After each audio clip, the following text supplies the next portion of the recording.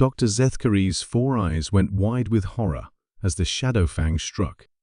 The massive predator, easily 3 meters of pure muscle and venomous fury, had emerged from the crimson jungle undergrowth of Vale Prime like a nightmare-given form. Its obsidian fangs, each as long as a Vale Thari finger, sank deep into the human's forearm before anyone could react. Marcus. Xenobiologist Dr. Velandra screamed, her crystalline carapace flashing alarm colors, as she watched their human teammate get mauled by one of the galaxy's most feared apex predators. The expedition team froze in collective terror. Everyone in the known galaxy had heard stories about shadowfangs, creatures whose venom could drop a full-grown Krillian battle beast in under 30 seconds. The neurotoxin was so potent that even advanced species with sophisticated immune systems had only minutes before complete neural shutdown. Marcus Williams, however, did something that defied all biological logic. He laughed. "Ow, you little bastard."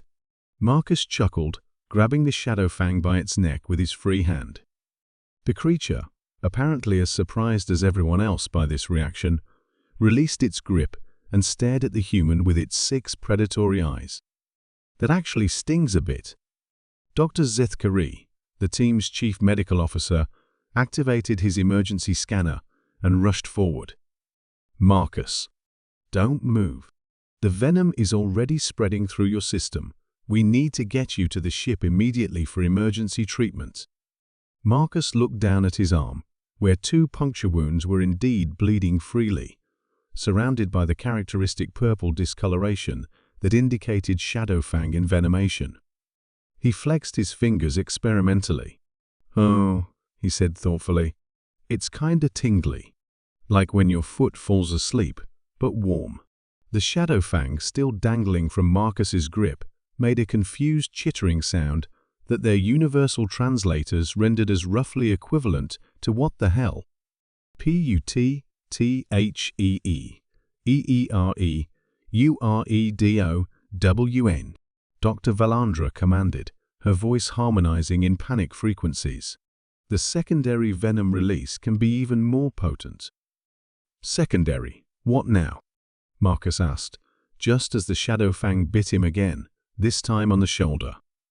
The team collectively held their breath, waiting for their human colleague to collapse in convulsions. Instead, Marcus tilted his head like he was considering the taste of wine. "Oh, that one's different," he noted. "More of a minty sensation. Kinda refreshing, actually." Dr. Zethkary's scanner was beeping frantically. "This is impossible," he muttered, staring at the readings. "Marcus, your blood chemistry is adapting. Your immune system isn't just fighting the venom, it's neutralizing it faster than the creature can produce it." "Cool," Marcus replied, gently setting the increasingly bewildered shadowfang on the ground. The apex predator looked up at him with what could only be described as existential confusion before slinking back into the jungle, probably to rethink its entire approach to hunting. Team leader Quarthax, a seasoned explorer whose chitinous exoskeleton had survived encounters with death worlds across 3 galaxies, approached cautiously.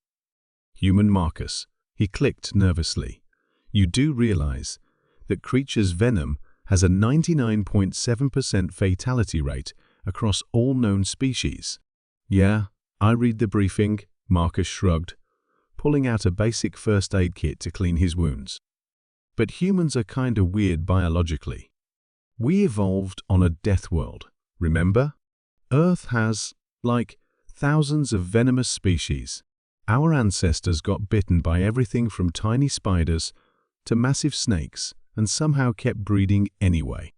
Dr. Valandra's crystalline form was cycling through confused color patterns, but the biochemical analysis clearly indicated that shadowfang venom should be universally lethal.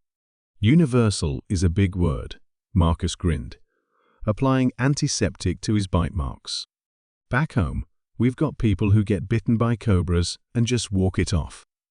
There's this guy in Florida who got bit by a coral snake while mowing his lawn and didn't even go to the hospital, just took some aspirin and finished his yard work. The entire team stared at him in stunned silence. "Florida Man is real?" Dr. Zethkari whispered, with something approaching religious awe. "Oh, Florida Man is very real," Marcus confirmed solemnly, "and he's basically unkillable." As they continued their survey of Vale Prime's ecosystem, word of the incident spread through their research vessel's communication networks. By the time they returned to the ship that evening, Marcus had been bitten by 2 more species of supposedly lethal fauna, a crystal viper whose neurotoxin could allegedly dissolve nervous systems, and a spine crawler whose venom was rumored to cause spontaneous cellular combustion.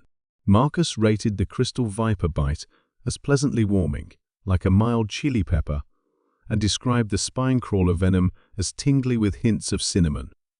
Dr. Zethkari spent the entire evening running tests, trying to understand how human physiology could possibly handle toxins that would kill creatures 10 times their size. "Your species is absolutely insane," he concluded, after hours of analysis. "Your immune system doesn't just fight off foreign substances, it analyzes them, learns from them, and apparently sometimes decides they're not worth bothering with.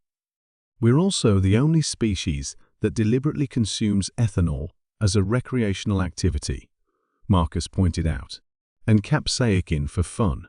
Hell, some humans seek out the hottest peppers they can find, just to see if they can handle them. You poison yourselves. For entertainment? Pretty much. There's entire competitions based on who can eat the most dangerous food without crying." Dr. Valandra's carapace flashed what Marcus had learned was the Veilthari equivalent of exasperated head shaking. This explains so much about human behavior. The next day, the research team made an interesting discovery. Word had spread through the local ecosystem about the strange knot prey that tasted funny, and they found themselves being avoided by virtually every predator on the planet. Apparently, the news that a human had casually survived multiple envenomations had created a reputation that preceded them. "I think," Dr. Zethkari observed, as they watched a pack of razor wolves give their group a wide berth, "your species might be more feared on this planet than the actual apex predators." Marcus looked thoughtful. "You know, that happens a lot. Humans have this weird reputation as friendly but unkillable. It's like being the universe's golden retriever with Wolverine-level durability." As their survey mission continued, Marcus collected 17 more samples of local venom, much to his teammates' horror and his own apparent enjoyment. His daily reports back to Earth Command included helpful notes like Day 3, "Local death spider venom tastes like spearmint," and Day 7, "Found a plant that supposedly kills on contact. Made my skin feel really smooth actually. Might make good lotion." By the end of their expedition, Marcus had inadvertently become a legend on Vale Prime.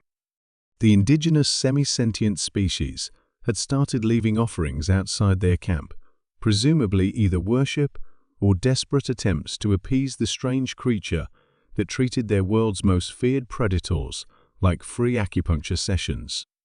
"You know," Marcus said on their last night, watching the sunset over the alien jungle while casually applying razor wasp venom to a minor cut as antiseptic, "I'm starting to think humans might be a little too adapted to hostile environments." Dr. Zethkari, who had documented over 30 instances of Marcus surviving certain death, just nodded wearily. "Marcus, when we return to civilization, please don't tell anyone else about your experiments. The galaxy isn't ready to learn that humans consider lethal neurotoxins a recreational experience." Marcus grinned. "Don't worry, Doc. Most humans aren't this crazy." "Most? Well, you haven't met my cousin Brad yet. He wrestles alligators for fun."